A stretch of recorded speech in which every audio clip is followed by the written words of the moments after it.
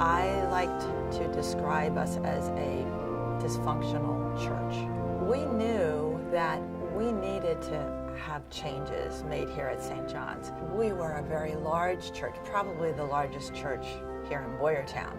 We had thousands of members on our roll, but we didn't have all those people. We don't have several hundreds of people coming to church every Sunday, and we knew we needed change.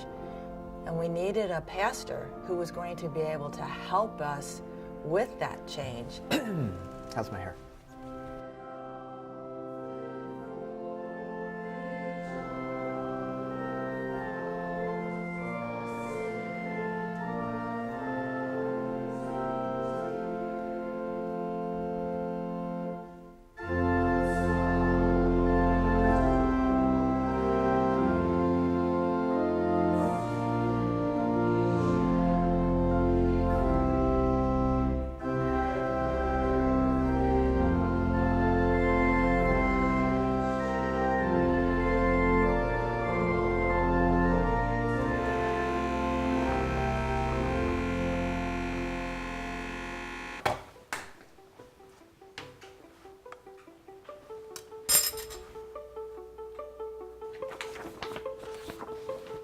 My name is Bob Mockemer, and I'm the senior pastor at St. John's Evangelical Lutheran Church in Boyertown, Pennsylvania.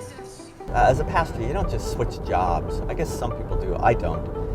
I believe that this is not a job, it's a calling. I believe that God is integrally involved in what brings me to this place. I knew something possibly that they didn't know.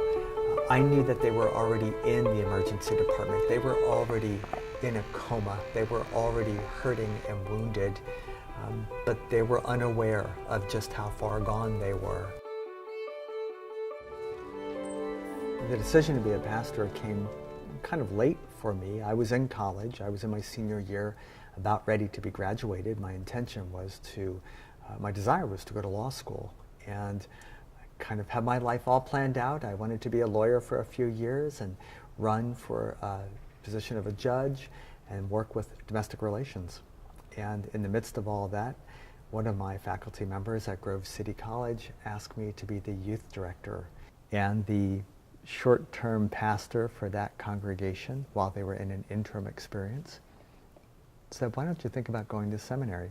My first encounter with Pastor Bob was as chairman of the call committee. So I had the opportunity to meet with him when we started the call process. A couple more things. When people go low, I think we need to be known as the congregation in town that goes high. When people want to divide, I think we ought to be known as the congregation that unites people. One of the things that I asked to be on my desk, I didn't have a desk the first day I arrived, but I did ask for a few things to be on my desk. One, an up-to-date membership list. Two, an up-to-date list of those who would need immediate phone calls, pastoral care, follow-up visits, those in the hospital, because I wanted to hit the ground running.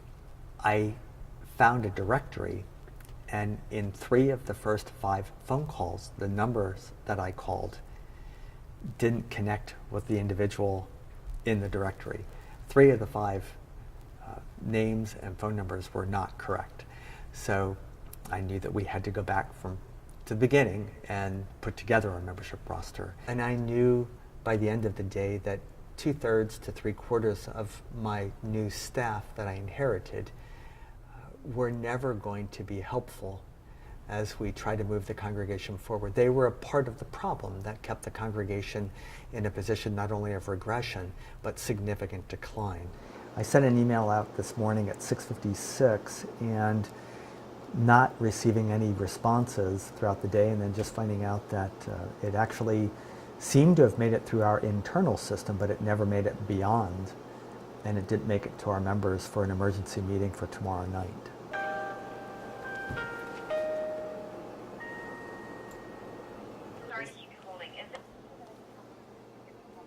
Sure, you want to escalate this to your highest level. That's just completely, yeah. Okay, thanks. Bye. I accepted the position here believing that the congregation was in a better position than I found her. I thought they at least knew the names of their members and knew how many members they had. When I interviewed, they said they had over 3,000 members. But in actuality, after 2 years of trying to figure out who our members really are, we have less than 1,000 members here at St. John's. That in and of itself is pretty shocking. You need to be honest about what your membership roles are. We weren't. Why? Because we wanted to continue to be this big church and not admit to the other churches in the synod that we weren't? And did that show weakness, that our attendance was decreasing? The way the funds were being utilized, I thought could be not only nudged but shoved in a different direction. Millions of dollars were being used, but not to do anything to really help others. Most of those dollars were put into maintaining the staff that were currently here. Most people aren't looking for a leader. It's not even on the call papers. It's not even on the interview process. They didn't ask me what kind of leader I was. They asked me what kind of pastor, what kind of teacher, what kind of preacher. Today, if you're looking for a change in church, you don't want pastors and teachers and preachers as much as you need someone who can lead. Again, the questions were basic, and they needed to be asking a much more complex question. When Pastor Bob arrived, he had some changes that he wanted to make, which was fine, suggestions, and we accomplished quite a few of those.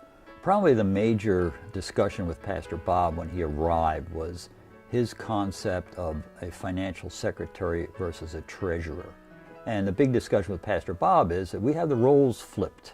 So if I were treasurer, I would be doing the day-to-day stuff and the financial secretary would be the reporting. And I said, no, that's backwards. That's not the way it should be. And I will not be writing checks or cutting checks and all that good stuff as treasurer. What did you do to help yourself with understanding the job? I'm not sure I know how to answer that question.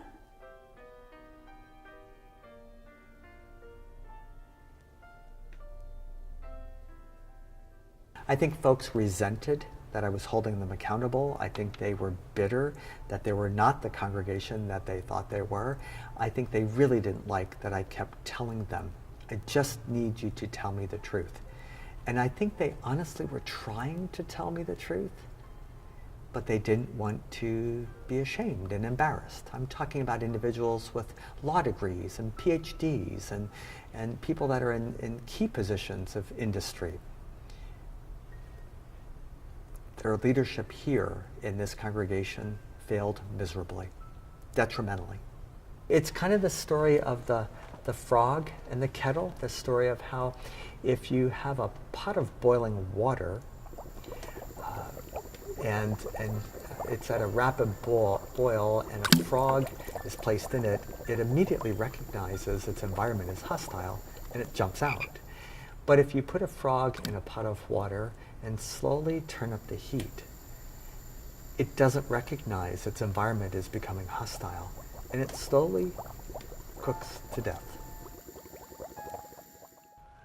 I've had 5 days off this week.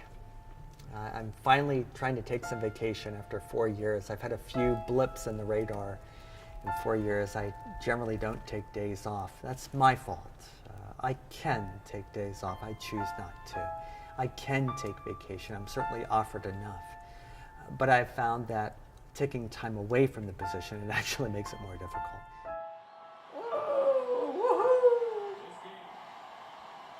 And it's over. So they just let the clock run out? They do. Really? Because there's no point. And only the possibility of an injury. Yes. So there's just no point. So they're the Big Ten East champions.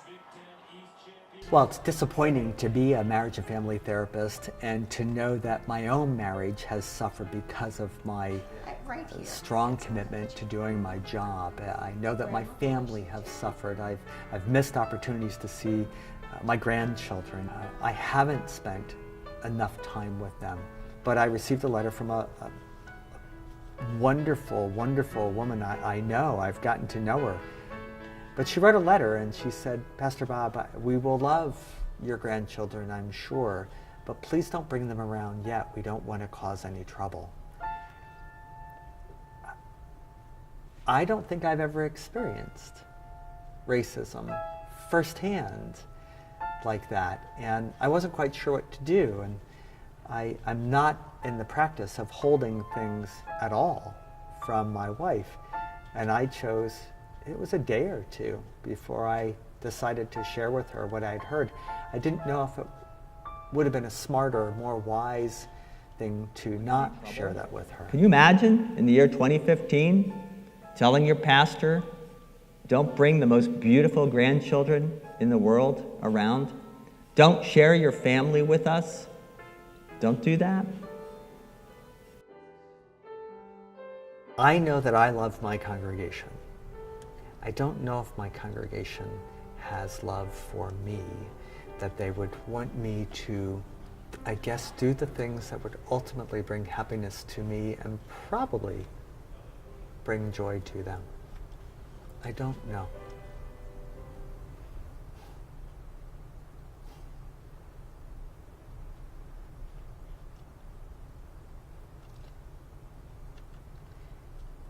I want more for the members of St. John's. I have a hope that it is their desire to be more than they are.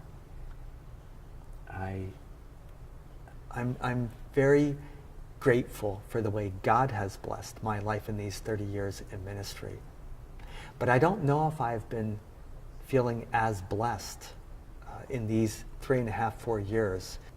I think every leader is given an opportunity of a lifetime when all the things that have worked, all the things that have brought them pats on the back and accolades and to the glory of God, much good. I think the best of the leaders are most blessed when they have to reinvent the way they lead.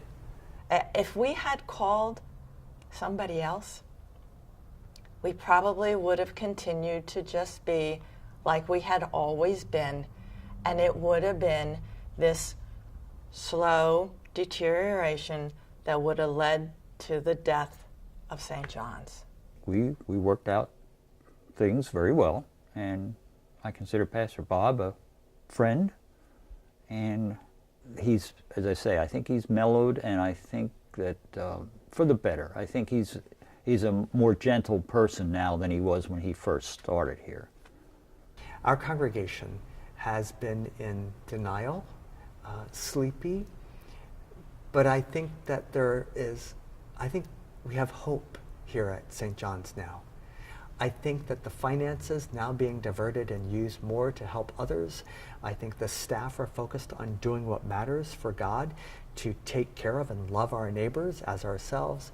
I think that reaching beyond the walls of those who have status and power in the community to those who have very little status and little power.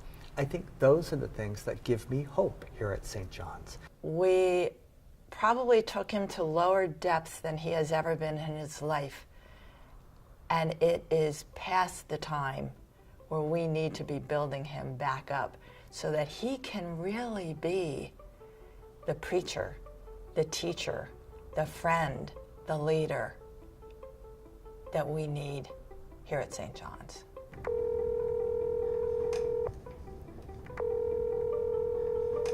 Hi, Pastor Bob. Hi, Sierra. Pastor Bob, what job opportunities have you been offered?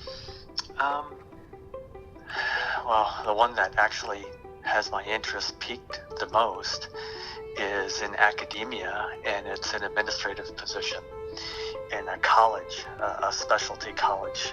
And another opportunity that came up actually just a few days ago was to join, I think they're probably the most reputable and long-standing historic marriage and family therapy training school, one of the best in the country. Why have you not taken up these opportunities? I stay at St. John's largely because I don't have any sense that God's calling me away from where I am.